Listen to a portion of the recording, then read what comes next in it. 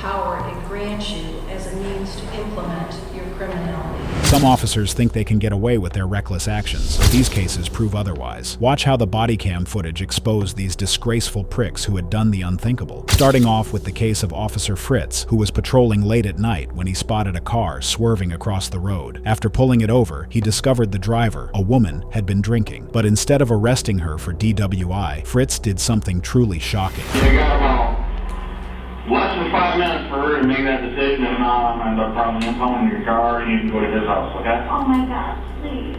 Alright? Sir, in the car, I do not see you. I know, I don't either. You can just leave that there, that's fine. Do me a favor. Hang on. Ex-husband. Hang on, right there in the front of the car for me, okay? It's okay. That's alright. There's no reason for you to be sorry. I heard you. Hold it for my child. The cop got her out of the vehicle and took her to a hotel where he tried to rape her. The woman, later identified as Melissa McMillan, told the jury that the officer was in the act when she woke up in the hotel. All right now. I know you. I'm going to do this to you right now.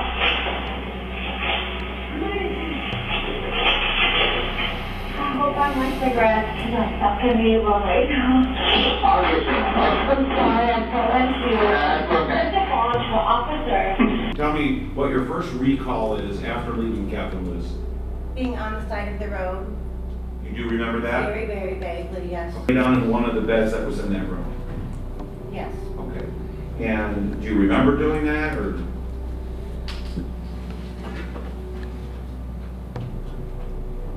No. When is your next memory of seeing the officer there in the hotel room, if at all?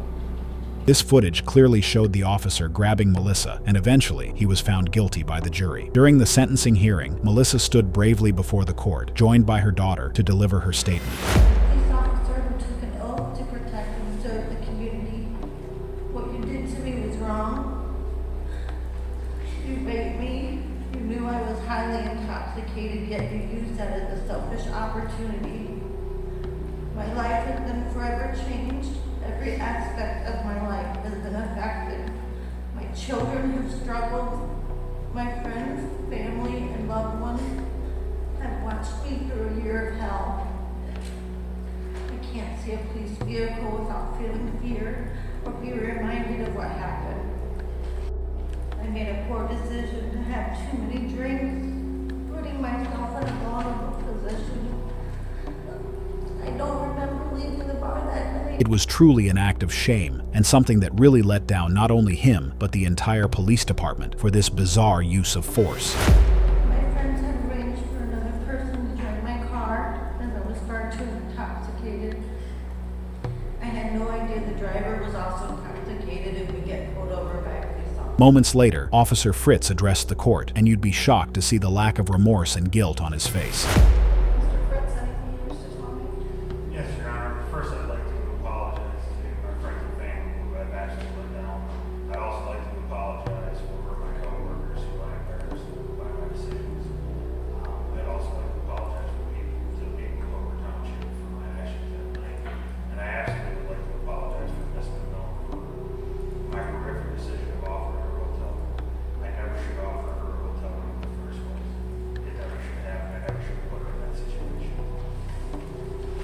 Shockingly, Fritz never acknowledged the appalling act for which he was convicted. He offered only a half-hearted apology to the court, one that clearly lacked any sincerity. But shortly after, the judge took control and spoke about the disgraced officer. The law enforcement oath of honor to protect and to serve and to uphold the highest of ethical standards. Instead, he preyed upon and exploited and damaged a woman who was entirely helpless due to excessive intoxication. Even more disturbing to this court is the fact that you used your badge and the authority and power it grants you as a means to implement your criminality. You betrayed her, you betrayed your fellow officers, you betrayed mightily the public trust all of us had. For sentencing, do you still wish to waive your right to a lawyer for sentencing today? Thank you. Fortunately, the officer was punished, but a sentence of 1 year, followed by 5 years of probation, seemed like a slap on the wrist. And this is what the victim had to say about the sentence. You know, there's a family behind here. And unfair, you know, it's a year. It's a year and 5 probation. It's not going to compare to what my mom has gone through, what our family has gone through, what we've lost in a year. We've bonded in a year. We've gotten closer, but I'm thankful that they took this seriously and that what needed to get done got done. It's out there, and he's not going to be a police officer anymore. As of now, Melissa has filed a civil rights lawsuit against the city and the police department as well, and we hope that she receives every sort of compensation for the suffering she has endured. If you thought that officers' actions were disturbing, wait until you hear about this next creep cop who was caught preying on multiple innocent and vulnerable women. 28. Rape in the first degree. Defendant is guilty of the crime of rape in the first degree, and punishment is set at 30 years. Police officer Daniel Holtzclaw was driving home after his shift when he pulled over 57-year-old Janny Ligons and forcefully performed oral sex on her. What Holtzclaw didn't know was that the woman had gone to the department the very next morning. When he arrived for work, detectives were already waiting and immediately brought him into the interrogation room. Tell me about that stop. I was going westbound on Northeast 50th, probably a block just east of Lincoln. I see a red Grand Prix or Grand Am in my right lane, in the outside lane. I'm in the inside lane. The car swerves, and so at the time I'm thinking, okay, it's probably a drunk person, or maybe got excited because they saw a cop. So I kind of fall behind it, kind of drifting just a little bit, not crossing lane lines, nothing crazy. So I lighted up because at first the traffic violation I saw at first when it swerved. That was just west of Northeast 50th in Lincoln. And then made contact. It was a black female. Asked for license insurance.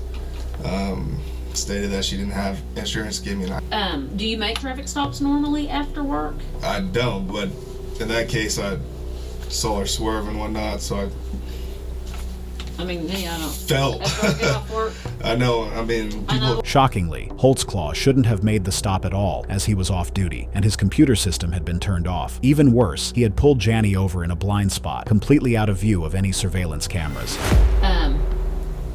Any problems there? No, she was cooperative. Didn't give me any problems or whatnot. Okay. And then you searched, did you run her through Unit 800? I didn't. You didn't. So, did you run her on your MDT? No, I didn't. All my stuff as far as that, because I didn't call it in and say it was a traffic stop, my computer was off and everything as well.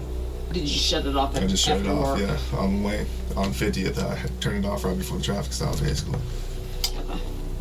And where did you pick her up? 50th and what about? 50th and Lincoln, just to the west. But no, where'd you see her swerve, kinda? I say a block just to the east of Lincoln and 50th. Okay. She pull over right away? She was in the right lane and the outside lane when I saw her swerve. And so she saw a police car right there, and so she kind of did what everyone does, slow down, kind of, okay, is he going to pull me over or not? And then I lit her up about 50th and Lincoln, past the intersection to the west. Okay. When you put her in your car, did you pat search her? When I came around, I was like, lift up your shirt, is there anything on you, anything as far as your waistband or anything like that? She said no. And then I put her in the vehicle and went from there. Asked her everything. Did your hands go on her at all? I backhanded her on as far as the side. Where on her body? Tell me, you backhanded? Her waist, and the back portion. I didn't touch her butt or anything, but the back portion of the waist. And then she lifted it up like right here, and there's nothing. Did she lift it up like this? No. Okay. So she never, like, went, ooh, nothing, No. exposed her breasts or anything like that? She asked me if I was like, no, it's okay. That's what I was saying. It was the hip, the side, not the butt section. What about right here? No. You didn't? No, I didn't. They can tuck a gun That's right here. why I asked to lift it up. Oh, so she just kind of showed you her belly? Right. Okay. After wrapping up the preliminary discussion, the detectives got straight to the point. Holtzclaw was accused of something truly vile, and they didn't hold back from asking the hard questions. She said she was doing this. When you said, is there anything inside your bra? And she was, well, no, I don't have anything like that. Did she do that? Yeah, she did, but I didn't look or anything like that. Right. And then she was like, do you want me to show you? I was like, no. She said when she said, do you want me to show you? You said, yeah, and she went, No, I didn't. but could she have been, woo, flashing you? And now you don't want to tell me because you're afraid you're going to get in trouble? No, when I told her no, I said no. Then she didn't go, yeah, No. you know, because sometimes drunk girls or Having a good time. Yeah, and No. but I'm asking you if she flashed you anyways. I didn't see her. I You didn't see her no breasts. boobies? I didn't see her breasts. Okay. What about pants? Nothing in her pants as far as I can see. She was wearing tight jeans. So She said she pulled them down. I didn't see it. You didn't see her pull them down? I didn't see her pulling down pants. You did not see her breasts. boobies. No, I did not see her breasts. She's saying you shined your light on her. I did not see her Where do you keep your flashlight? on the west side right. Janny had also submitted to a sexual assault exam, and the detective quickly took down Holtzclaw's DNA sample using a buccal swab as the questions intensified. I've never had this done, so. Stay up. There we go. And you get a free teeth cleaning with your first time. You won't go none though. All right, and then we're gonna have one more round. So if we go off the video and watch that, Right. you're still gonna stick with your story. Do you recall putting your penis in her mouth? I don't. Would you recall that if you did it? If I did it, yeah. We knew you were on that stop. Right. We knew you were there. Mhm. And we can watch a whole lot of actions being performed while you were there. Mhm. Okay?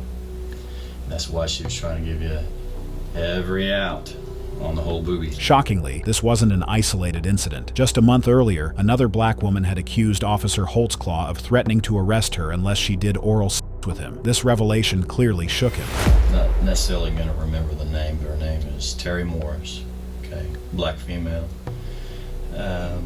Supposedly you promised her a ride to the city rescue mission. This ring a bell?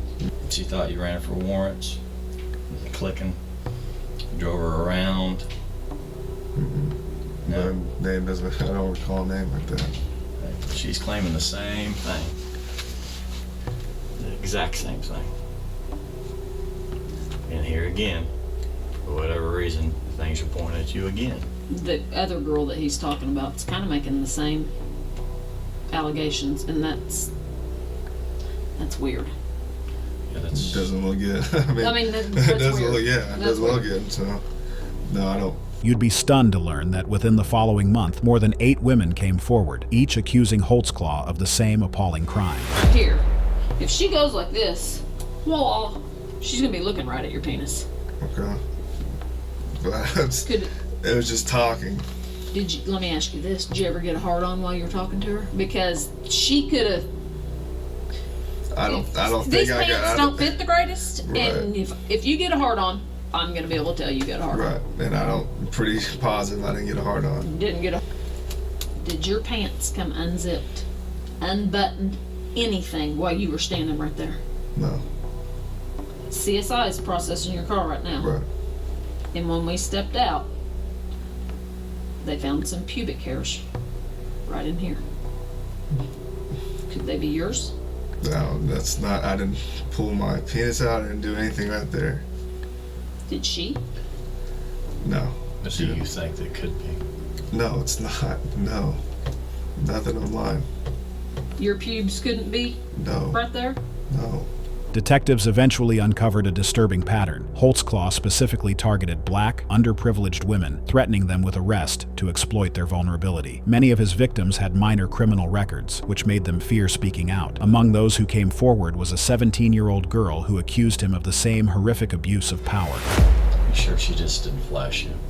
I can't. She did not. I want to say I can't recall, but I'm pretty positive she didn't Well, I flash see me. a pair of titties. She got. I'm She gonna went see like her. this, but nothing as far as I'm going like crazy looking. Lifting the shirt.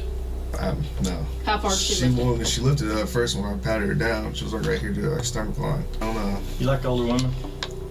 I don't. How old's your girlfriend? She's 25. Okay. What's the oldest lady you've slept with? Maybe 29. You ever slept with a black woman? I have. In high school, I have. Why would she make? Because when a woman says something like this, and they go through a sane exam, and they go, You didn't give her a ticket, so she's not getting out of a ticket. You didn't arrest her, because we get those when they go to jail. I've been raped, and have to work those stupid things because they think they're going to get out of jail. While the officer defended himself and appeared pretty relaxed throughout, the officers knew that the poor woman had no reason to lie about this. Surely, Holtzclaw was lying about something, and they did their best to get it out. But when she was standing, did she try to pull her pants down? No. Did she do, you said she kind of did like this. Did she ever do anything down here? No. You said you take the lie detector test. Right. Do you have any extra job? Is there a time when you can't take a lie detector test? No. Other deal. You're saying about 15-minute traffic stop. How long do you usually take on traffic stop, just on average? Maybe 20 minutes. 20 minutes. Now that's going to be some 800 time, right? 800. Searching the car in detail, all of that. Okay, so doing all of that, all the running, waiting in line, and even on a search. Now, the question I have is, we got a lapse of time here, so I'm kind of get a better handle on where the time went. You're talking about 15 minutes, no 800, no running on the computer, you shut it down. And you said it was just a quick little search of the car. Where's the rest of the time? Just talking to her. About what? Just see I where mean, you're going, and trying to get her confess, are you drunk or not? Like, are you been drinking? Because I could smell it when I was in the car, but I can't really get it. Well, what if she said, yes, I'm drunk? Okay, right there, those questions maybe took 40 seconds. 15 minutes? And you said 5 at the car. So then we got 10 of a lot of questions. Right. Okay. I mean, you tell me I wasn't there. I mean, obviously I don't have any audio. And that's what I'm saying. Roughly on a traffic stop, take about. The chain of events narrated by Holtzclaw made no sense whatsoever. At this point, the officers were becoming increasingly certain that he was guilty, and whatever he said next only reinforced their conviction. I can't see her wanting to talk if she's crying and asking if you're going to shoot her and all this. I don't see her being real forthcoming with conversation. Whether my questions or whatnot, that's it. I mean, you don't seem, I mean, I don't know how you were out there, but just kind of talking with you. I mean, you seem real laid back and everything like that. I've never got the impression of just kind of an angry type cop. We know some. I don't think 15 minutes was too long on that traffic stop. No, And nothing sexual went on during that 15 minutes. Nothing sexual. The interrogation went on for nearly 2 hours before the detectives decided to wrap it up for the day. Holtzclaw was instructed to remove his uniform, which was then sent for DNA testing. I think you're gonna need to, unless you want to keep the shirt on. I don't know. I don't know if this shirt's gonna be big enough for you. You're a big old boy.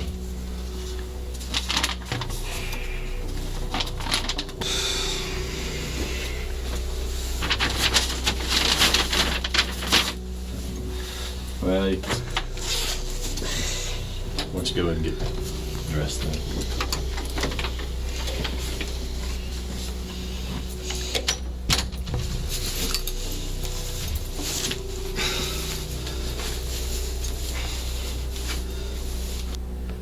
I need to tell you what's going on. It's crazy. I said, I'm basically on my way home, and I'd like to talk to you. What's going on? It's crazy. As detectives continued investigating, more women came forward with identical accusations. After DNA evidence was found on Holtzclaw's uniform, he was charged with over 36 counts of sexual assault and related crimes. Although Holtzclaw pleaded not guilty, the jury reached a swift and decisive verdict once the trial began. Guilty of the crime of sexual battery and set punishment at 8 years. Count 2, procuring lewd exhibition. Not guilty of the crime of procuring lewd exhibition. Procuring lewd exhibition. Defendant is guilty of the crime of procuring lewd exhibition, and punishment is set at 5 years. Count 5, procuring lewd exhibition. Defendant is guilty of the crime of procuring lewd exhibition, and punishment is set at 5 years. Count 6, Defendant is not guilty of the crime of stalking. Eventually, the jury found Holtzclaw guilty on 18 of the 36 charges. The former cop continued to cry hysterically as he thought he had been. 28. Rape in the first degree. Defendant is guilty of the crime of rape in the first degree and punishment is set at 30 years. Count 29. Rape in the first degree. Defendant is guilty of the crime of rape in the first degree and punishment is set at 30 years. Count 30. Sexual battery. Defendant is guilty of the crime of sexual battery and punishment is set at 8 years. Count 31, rape in the second degree by instrumentation. Defendant is guilty of the crime of rape in the second degree and punishment is set at 12 years. Count 32, rape in the first degree. Defendant is guilty of the crime of rape in the first degree and punishment is set at 30 years. Holtzclaw's life behind bars was all but certain. As he was escorted out of the courtroom, his crocodile tears did little to earn anyone's sympathy.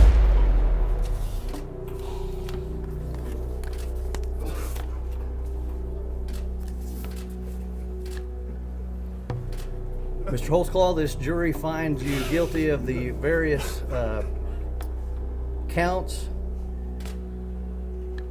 You will be remanded to the custody of the Oklahoma County Sheriff for formal sentencing set January 21st, 2016 at 10 o'clock a.m. All right, you have a seat.